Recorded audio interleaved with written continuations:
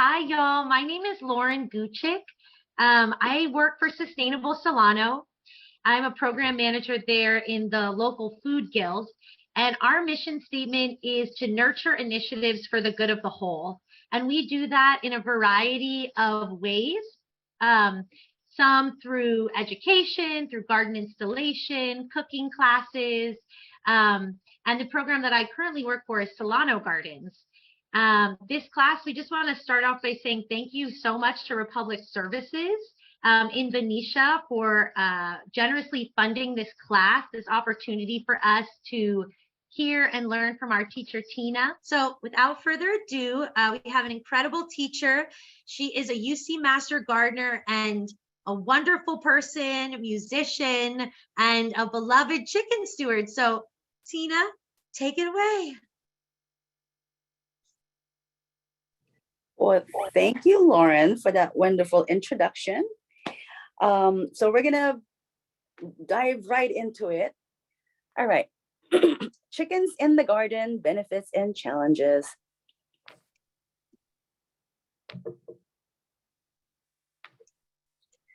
In 2016, there were approximately 100,000 backyard owners in California. That was a study that was done. And I'm sure there are a lot more now, and that's a lot of chickens. Now, people were asked why they are keeping backyard chickens, and most people said 95.2% have chickens for eggs or meat, and some of them have them for gardening partners, for pest control, manure, fertilizer. Incidentally, 2016 was the year I got my chickens. So if they had asked me, I would have been in that 62.8%. And some people keep them for pets. And believe me, things can change. You can go from, well, I'll get into that later. You'll see my slides. So these are my girls, my gardening partners doing their share of the gardening work.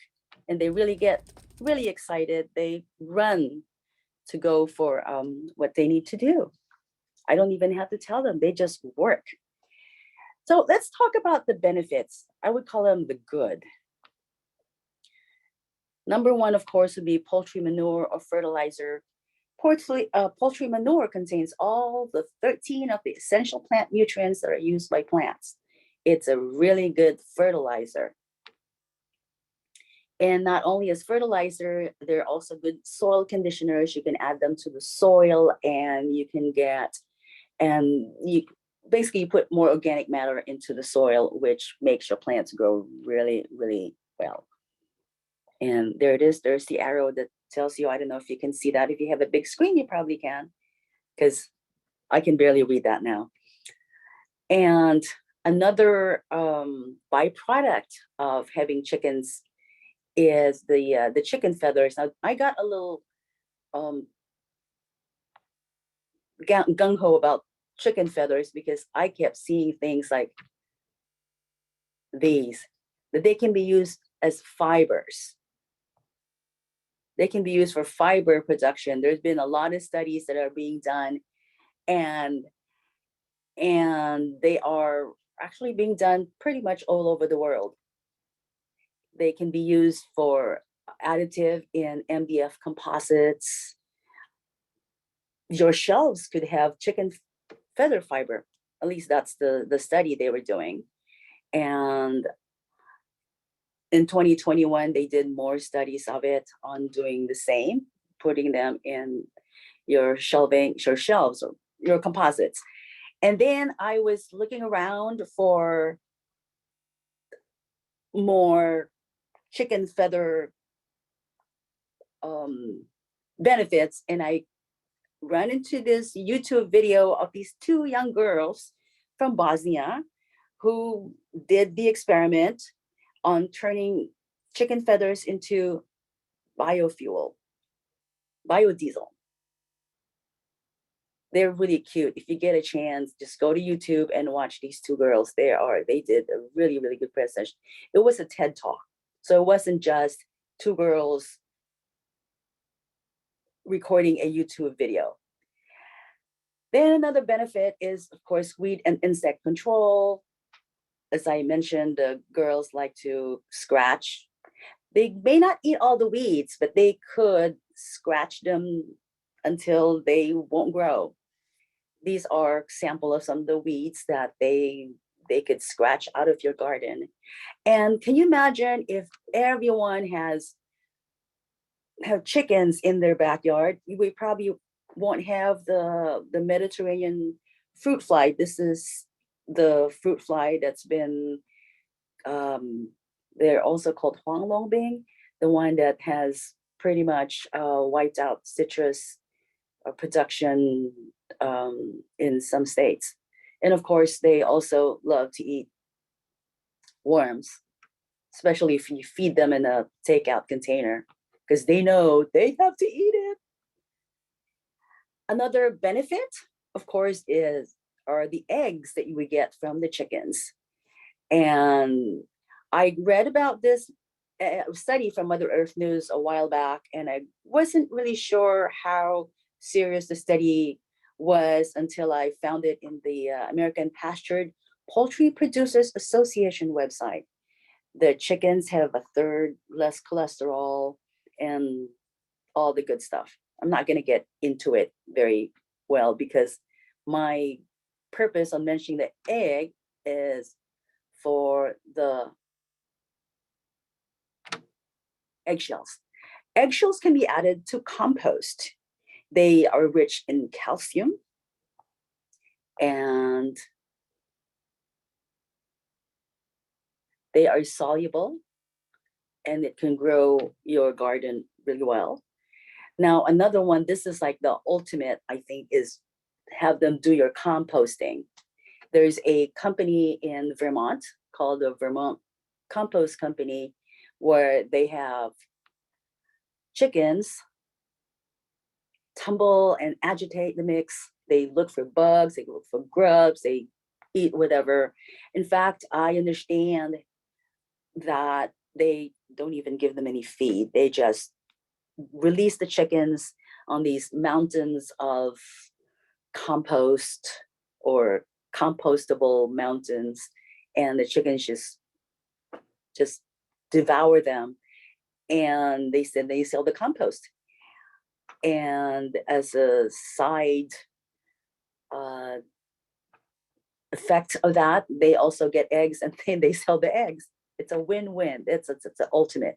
Now we mentioned about chickens and what and sending them to the compost, but what can I feed my chickens? This is Dr. Maurice Batisky of the University of California. He has a YouTube video series called The Sitch. And I just took a screenshot of one of his episodes that tells us what or some of the things that you can feed your chickens that are not toxic to them. So I will not mention all of them. You can see it on the screen. You can see it on the screen, right?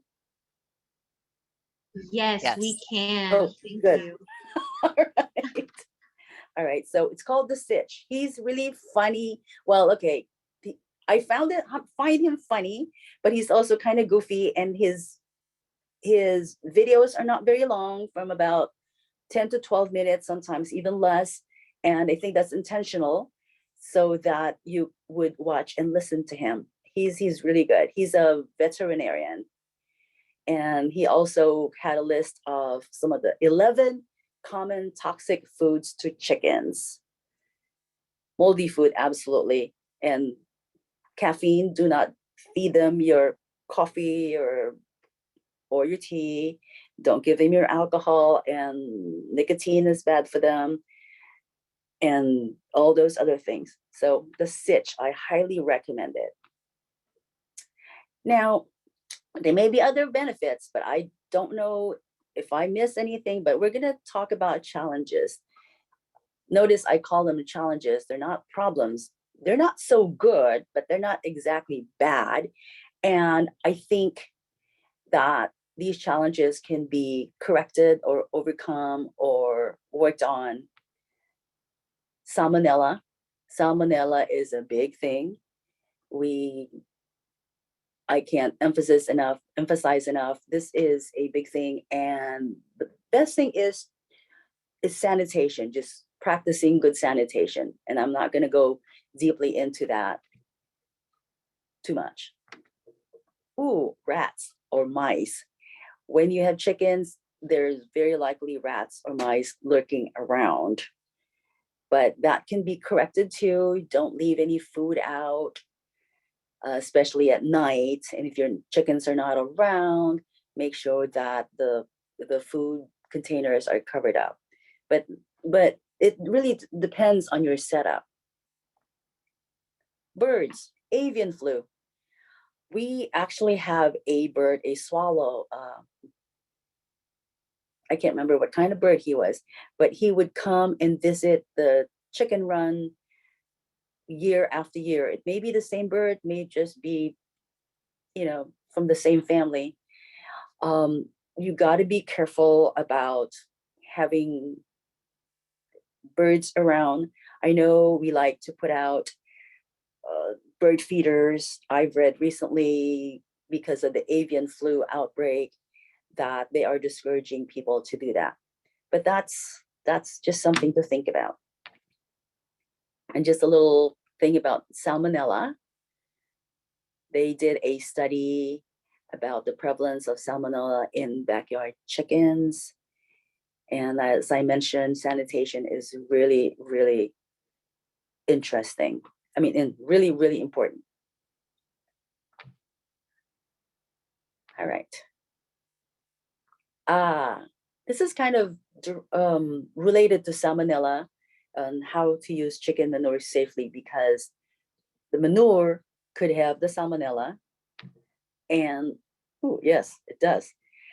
So the recommendation is, if you have poop, you have chicken manure, composting it, adding it to your compost, which will generate 140 degrees, 160 degree Fahrenheit heat, should kill most human and animal pathogens such as E. coli and salmonella.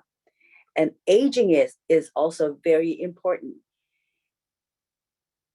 Down below there on the page, it says it should be applied no later than 90 days. So it should be about 3 months old before you apply it to crops such as trellis tomatoes, cucumbers, and peppers. And it needs to be about 4 months old prior to harvest if you're using it for things like for vegetables like lettuce, strawberries, and carrots, where they would touch the parts that you eat. So now predators. Ooh, nobody wants to hear about predators. This is Lady Gray. She was as you can see, she's beautiful. She's a blue Wyandotte. She's the same group as the silver lace Wyandotte, the red lace Wyandotte. The keyword is lace. They have that lacy look and they're just really pretty.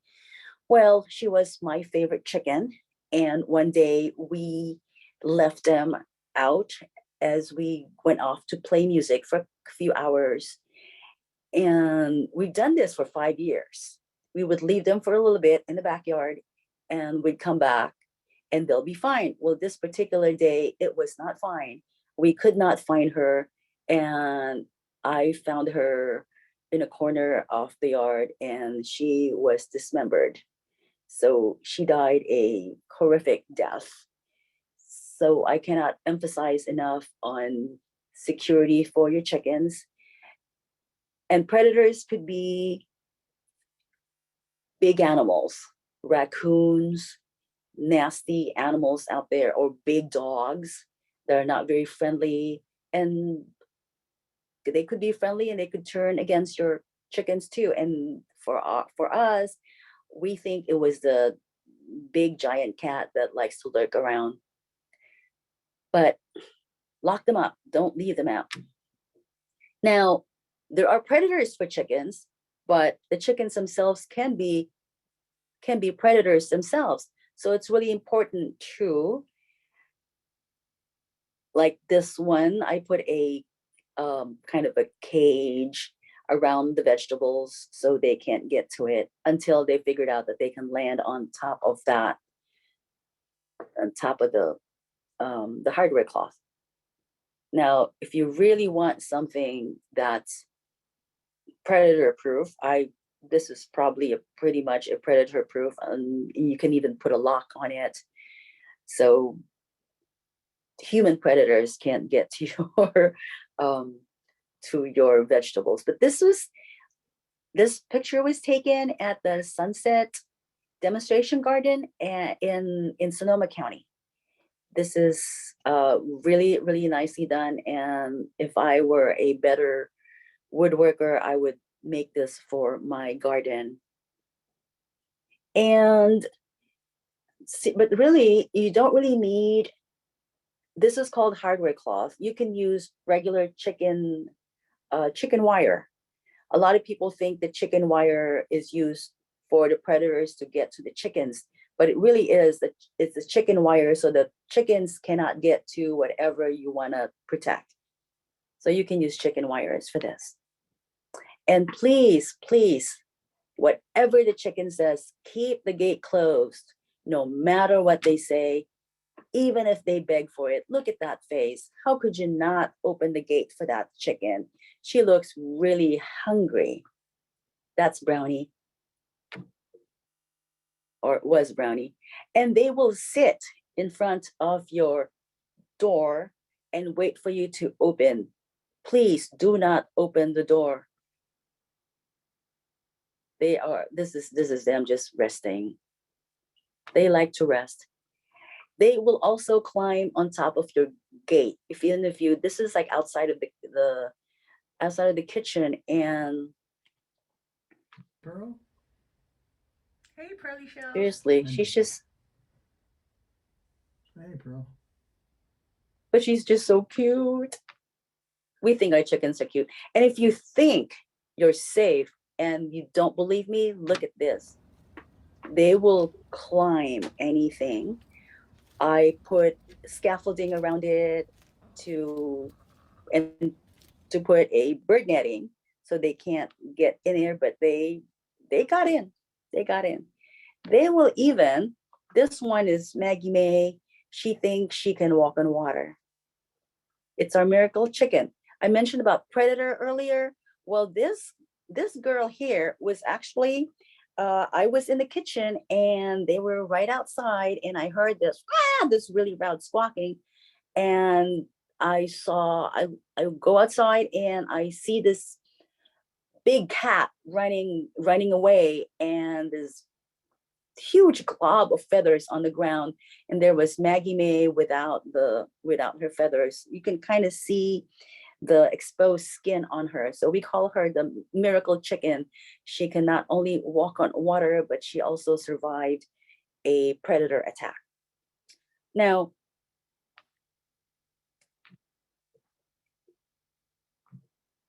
of course, if we give them, like I said, these are challenges that can be corrected or can be avoided. You can keep them in a very secure coop in a run, although that run looks really small to me. My chickens are not going to be happy in that, but it's very beautiful. It's got the garden on top, and this girl is looking out like, I want to eat the stuff that's in the garden, that's on my rooftop garden. And then one other option, of course, is some of you may have heard it, is chicken tractor, where you can just move your chickens around in more rural setting, or if you have a really big yard, that will work really well. But I don't have a big yard. But you can also make a chick saw, and you can put your children in it, or your chickens in it.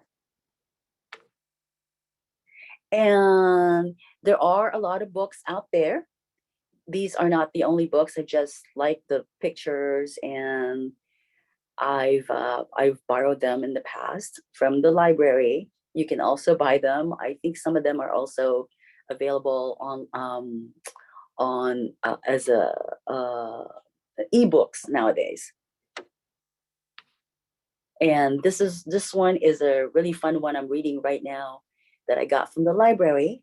So if you want to borrow them from the Solano County Library, you'll have to wait because I still have it. It's got a lot of good pictures and some color pictures. So it's really fun to read. And there are others. These are just examples of books that I have seen out there. Here's a link to, it's a really good link. We were talking about this earlier. This is from the University of California. There are podcast articles, and you will hear there are articles from Dr. Patesky, the guy you saw earlier, the veterinarian who has a YouTube video series called The Stitch. He also writes here, and I have not seen all the links, but it's got even links for basic care and many other things about backyard poultry. So with that said, the girls would like to say goodbye, and so they can move on and do their job.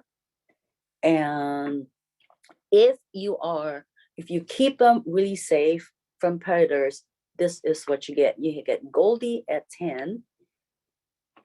And why work? I'm 10 years old, right? And that's it.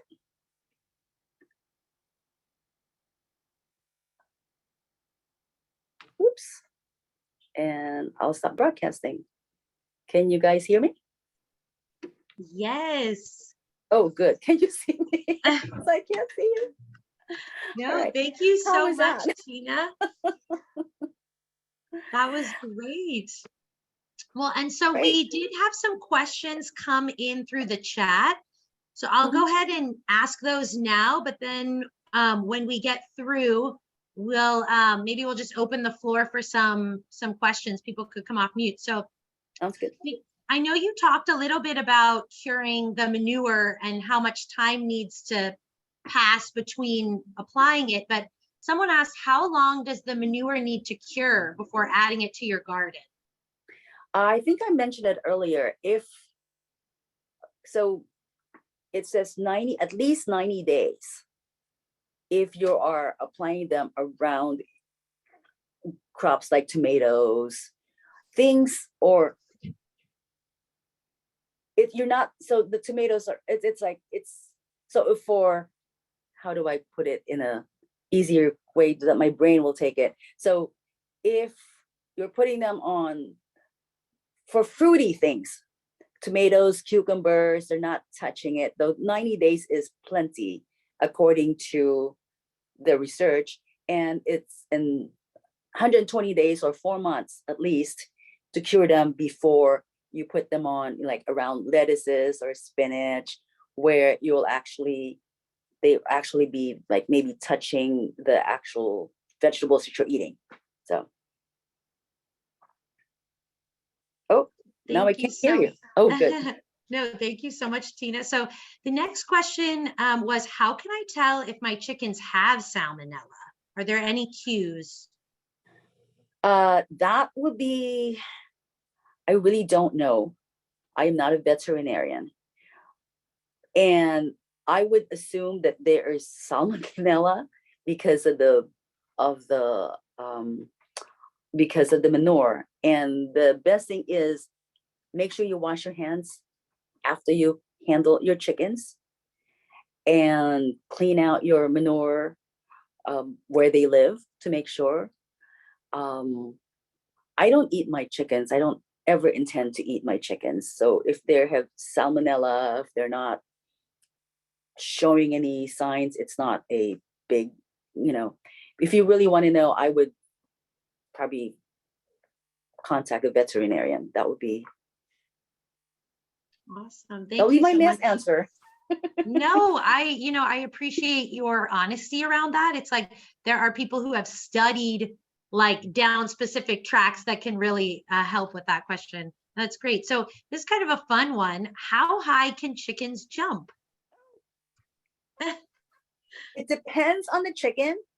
It depends on the age. Oh, no. It depends on what they're running from.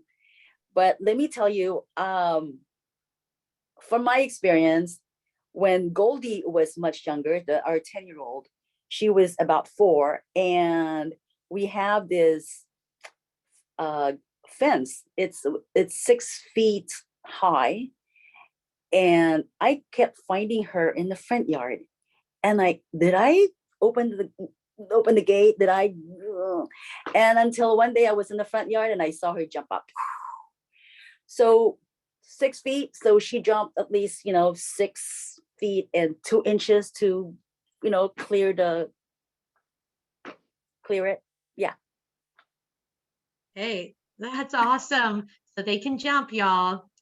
And also I saw Allison said you can keep putting your questions in the chat, or you can go ahead and raise your hand. So we've got about 6 or 7 more questions that rolled in through the presentation, and then we could start calling on folks. So we have another question that says, how do you keep them from eating your decorative plants when they are working in the garden or free ranging in your yard?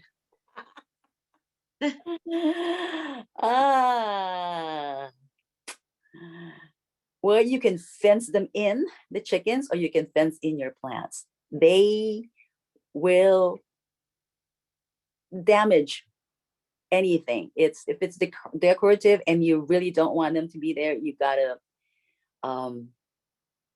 they will, you never know. And it's from day to day. That one, you think the plants are safe, and the next week they may not be.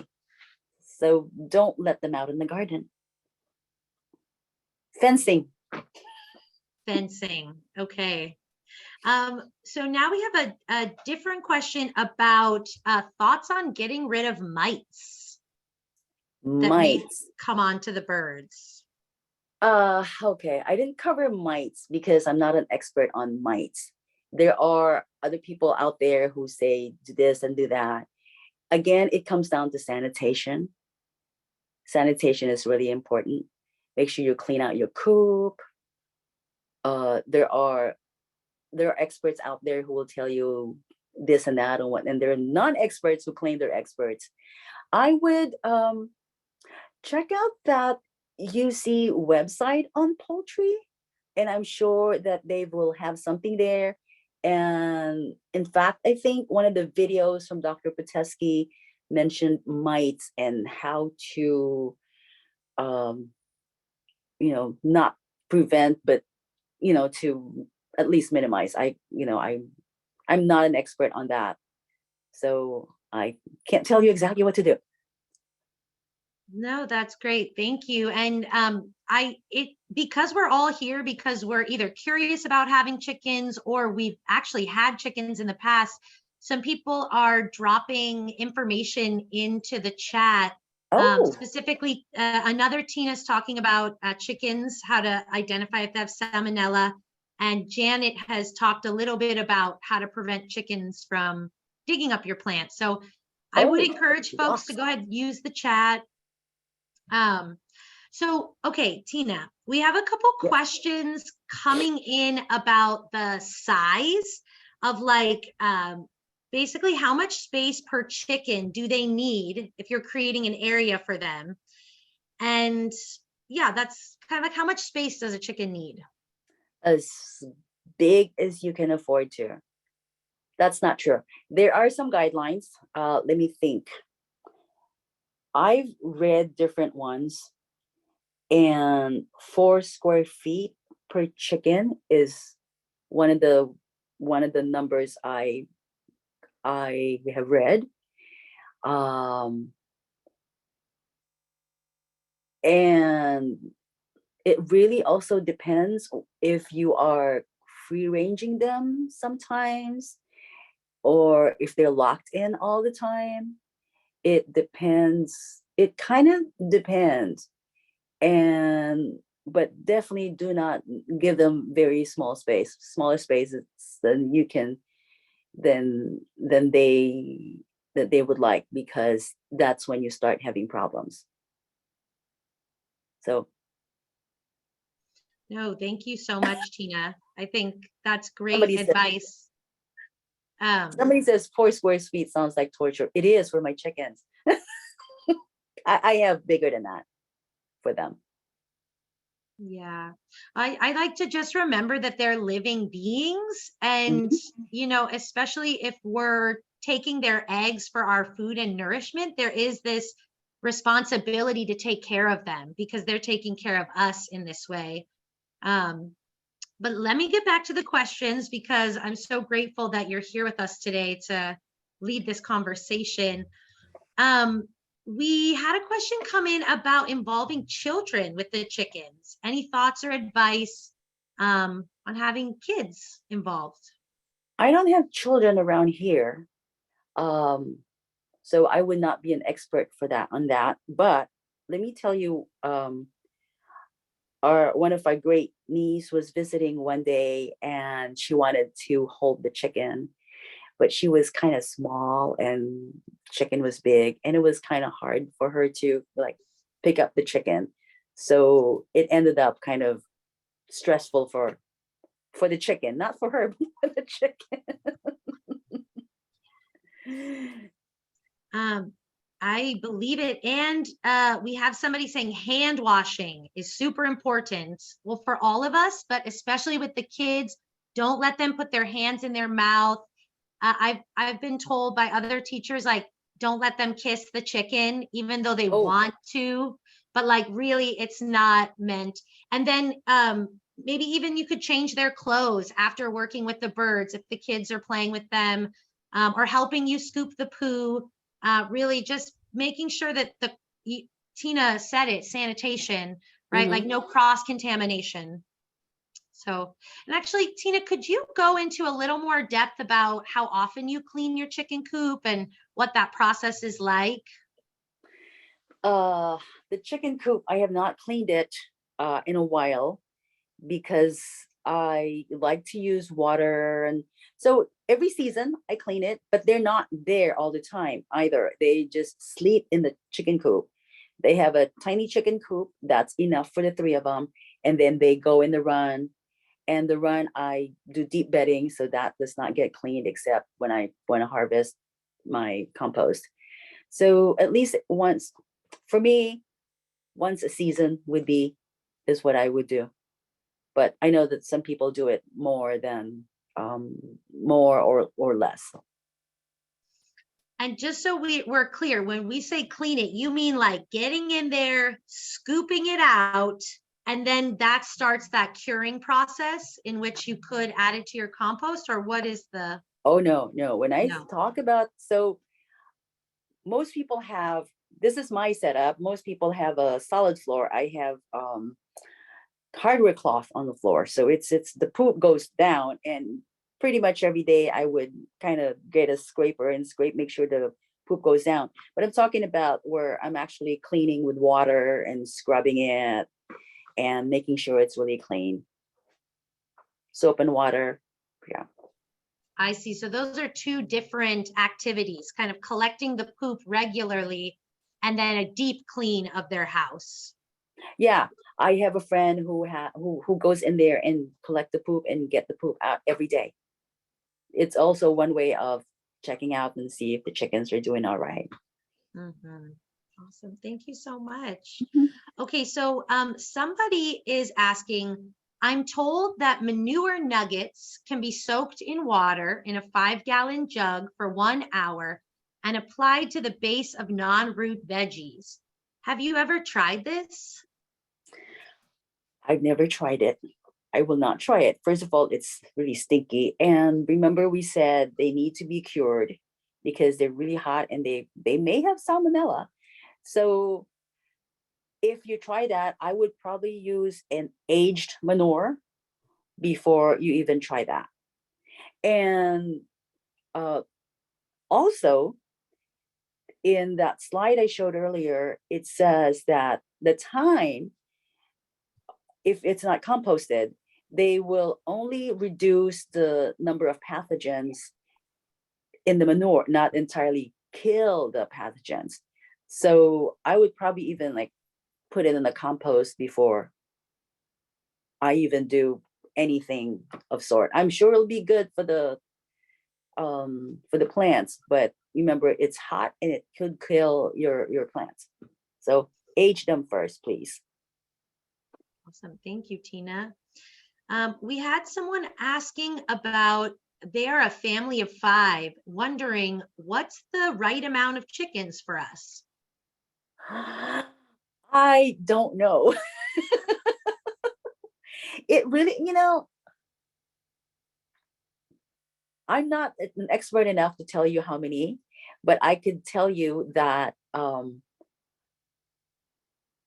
that it depends on the chickens. It depends on if they are egg layers or meat chickens, or it depends on how many eggs you eat, depends on the age of the chickens. I would probably say if you're a family of 5, 3 chickens will not feed you two eggs each every day, but you will have eggs. Let's remember, some of us are also limited by the number of chickens in our communities that we can have. Like, if you can only have 3, that's all you got. That's all you have. And in the winter, there are some breeds that will keep laying and some breeds that are not going to lay. I've been it also, when they get older, they lay less eggs. So I don't have an exact answer, but I would say if you're limited to a number of eggs, a number of chickens in your community, that's what you're going to have. So Thank you, Tina. And I appreciate that answer so much, because it's really, what does our family need is the question. And like, are you raising them for meat or eggs? So that's great. And one of the resources we'll send out next week when the video is ready is the zoning for the cities in Solano County. So people will have access to how many chickens you're legally able to raise. Okay, so now we have a question about what is your recommendation for best ground cover in a chicken run? Good question. There's been a lot of different opinions on that, and I would say, okay, so this is what we do, and because this is what I research. We put wood chips. Basically I do deep bedding. Some people use sand, but there have been a lot of studies that deep bedding is a really good way to use in the chicken run. And if you have a big chicken coop, you can also do that. About 6 to 8 inches, which you will, keep adding to.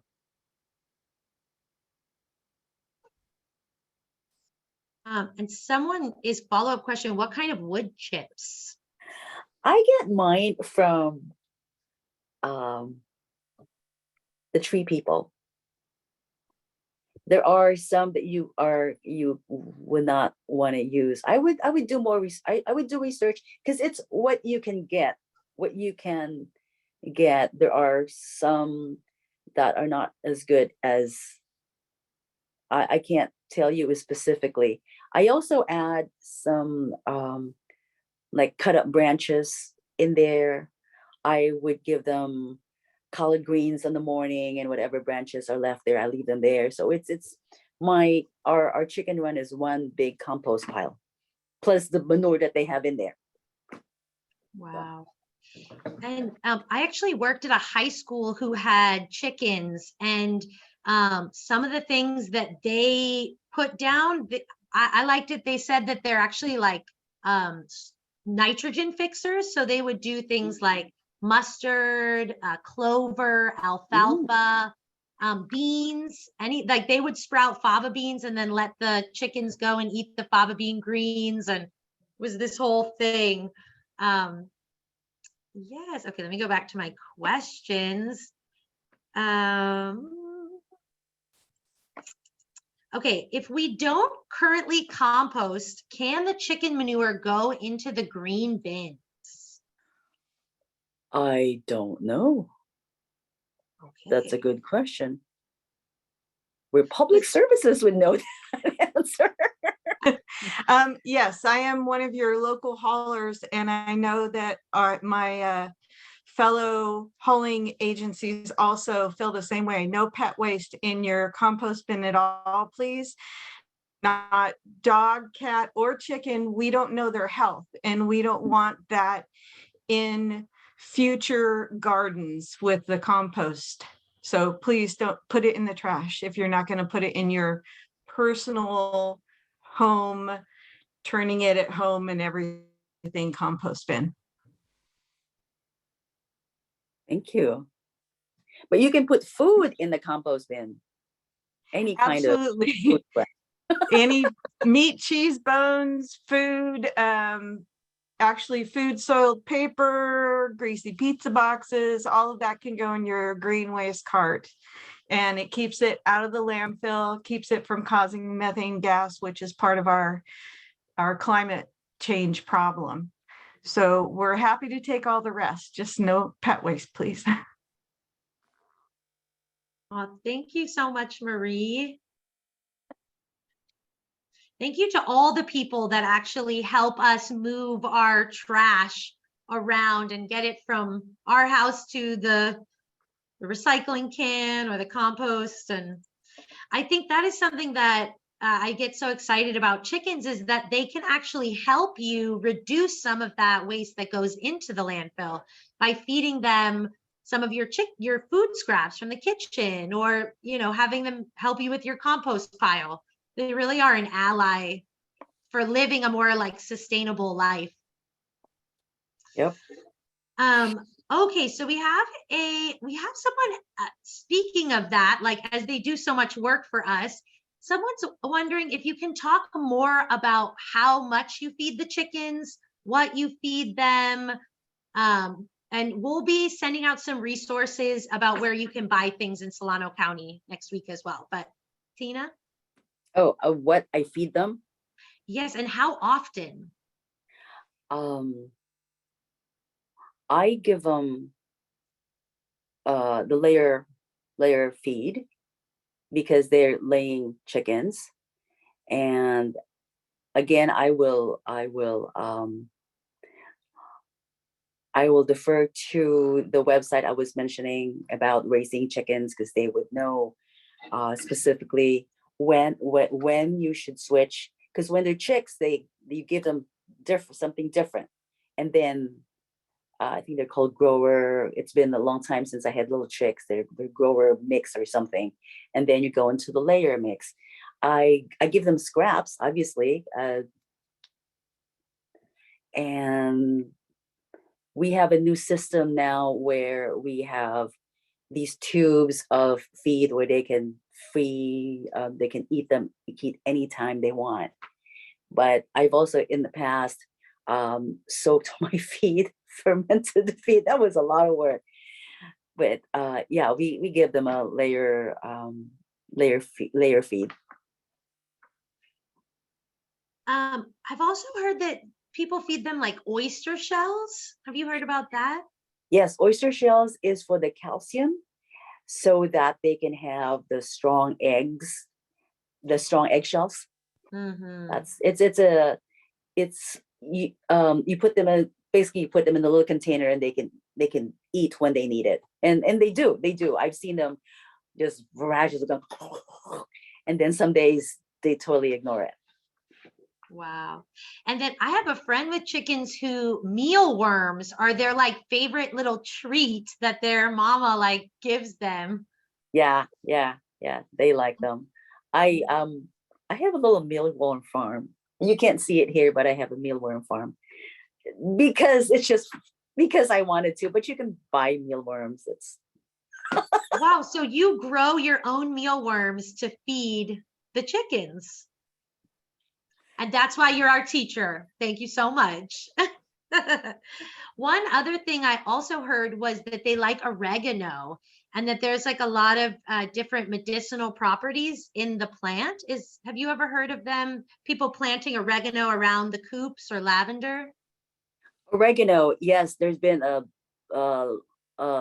extensive studies. In fact, even Dr. Pateski mentioned oregano being antibacterial and antiviral.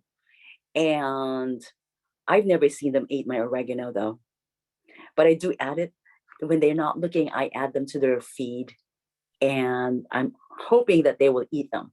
But yeah, there's been a really extensive study on that. That's not only good for chickens, but apparently for people. But I don't know. I'm just saying that there have been studies about it. Yes. Great. Well, and I think that just points to the fact that like there's always research to be done. And like as long as we can make sure we don't feed them the toxic things, there's a lot of stuff from our home kitchen that can go right out into for their feed. Yeah. So someone was wondering, what age do they start laying eggs? It depends on the chicken breed. They can, from our experience, we got ours May 25th. They were a month old, and we got our first egg on January 1st. So anywhere from, I think they said 11, no, not 11 weeks. I can't remember the exact number of weeks, but they were about, some of them at 5 months, some at 6 months. Let's just put it that way, 5, 6 months, 7 months. So we got our first egg on January 1st, and then our other chicken laid an egg exactly 7 days later. Wow. Oh my But that's God. our experience. So it will vary. Well, and like Tina mentioned earlier, depending on the breed, depending on the season, what you feed them, some chickens will lay more or less eggs. They may be different colors. So we definitely will send a link to some different hatchery websites, and you can really scroll through and see the variety of birds that exist for backyard chicken stewarding. Yeah. Okay, well, so we're really on chickens, but somebody did ask, does anyone know the difference or anything about keeping ducks versus chickens? Chickens will scratch, ducks won't. Ducks like water and they float on water, whereas chickens think they can walk on water. That's all I know. I'm no expert, but those are the things. Yeah. Yeah. And duck eggs are different than chicken eggs. So true. And if I could just do a plug for a local farm in Solano, Bee Love Farms over in Pleasant Valley by Vacaville, they do both duck and chicken egg raising for commercial production, but they do tours and you can actually meet their ducks, and they sell their eggs. It's a great experience. So I'll share that link too. So we're actually getting to the end of the questions, and there's just 2 left. But if folks have more, please raise your hand or put them in the chat. But someone's asking, does salmonella get into eggs? Yes and no. I am not an expert on that, but let me tell you about eggs. When they're laid, there's something called bloom. It's like a little light covering that the chicken give its egg to keep it safe. Now, when you wash it, then you take the bloom out, and then contamination can start. So that would be like my short answer, that yes, but depends on how you handle it. And if it's got poop, and then yeah. Okay. I think then again, that thread of being cautious and washing everything is like just the theme of this, you Good know, sanitation. good sanitation. And I do know that eggs can stay out of the fridge for a long time while that is on it, but really need to wash your eggs before you put them in the refrigerator, just so there's not that cross contamination. Would you say so, Tina, or Uh, is it okay to put it in? actually, no, don't wash. Don't actually. Okay, let me rephrase it. You don't want to wash them because you'll take the bloom out. So, in fact, I don't know if was research, but I read that you can wipe it off if it's got poop on it. So don't really wash them until you're ready. That's to protect the inside of the egg. Oh, thank you for I that would clarification. I would read up on them some more. I'm sure Dr. Buteski will have a better Definitely. answer for that. Thank you, Tina. So our last question is, and I'll just preface it by saying we're going to send out some resource guides and links that will have a ton of information. But the question is, any advice for a school getting started with chickens? Types of birds, setup, number of birds, and I'll just say that we have a specific guide for schools, Oh, so we'll good. send that out as well. But Tina, if you had any recommendations. I would defer to the information you have. I don't have any experience with schools, Okay. and probably no roosters though.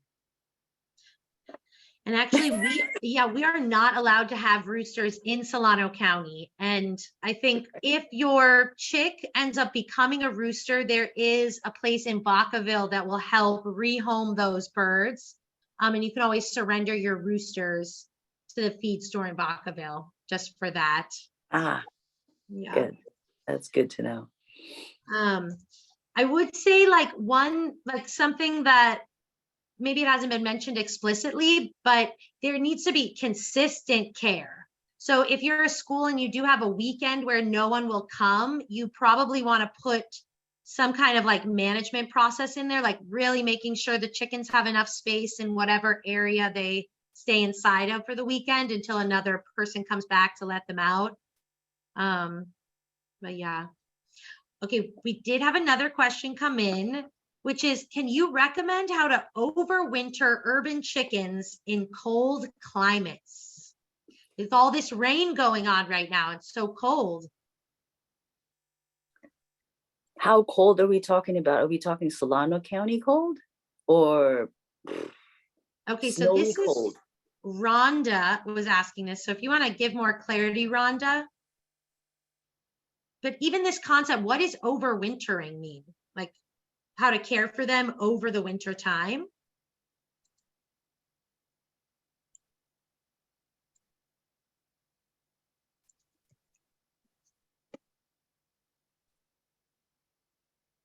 Are we hearing from her? I don't think so. She may be typing, but Rhonda is in Edmonton. Oh, you're up in Alberta. Is that correct? We had a bunch of people coming in from the Canada regions. Right. So that's pretty different than where we're located. Yes, very, very different. And chickens, it depends on the breed. Some of them can withstand cold temperature. I would do some research. We don't here in Solano County, it's cold, but it's not that cold. I worry about when they're cold, but we don't get snow. We don't go down to what's our lowest 25, 23 maybe.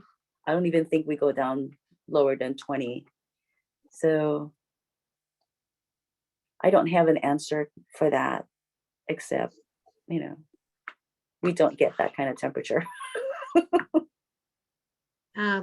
So we do have somebody saying a panel heater is the best to use for keeping chickens warm during the winter in Alberta. And then Rhonda says, yes, we have lots of snow November through April. Though, can I ask, what about the rain? Since we're sort of receiving a lot of rain right now, do the birds need to be kept inside during the rain or? Do they like getting wet?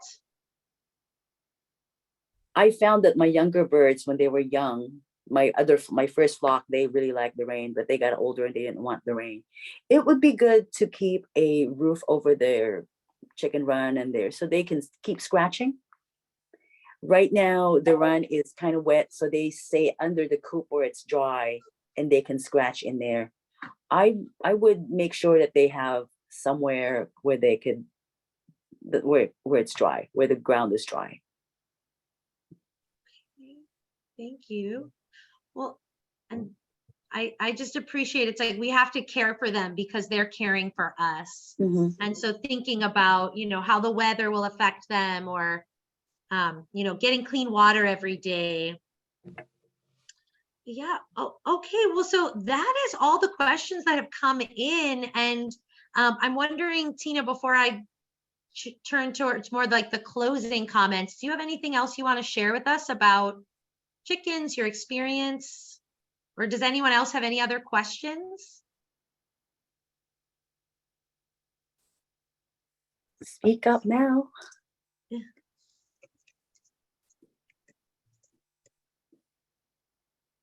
Well, they don't want to speak. Oh, somebody is asking. Okay. There's a question. So there is a question coming about local Solano sources for chicks. And we, just to preface, we'll send out a sheet early next week with some of the locations in Solano. But Tina, do you have a recommendation? I got mine at a feed store. So I don't really have a recommendation specifically. There are plenty of feed stores you can get them from. I don't have any recommendations, but they just look so cute at the feed store. Yes.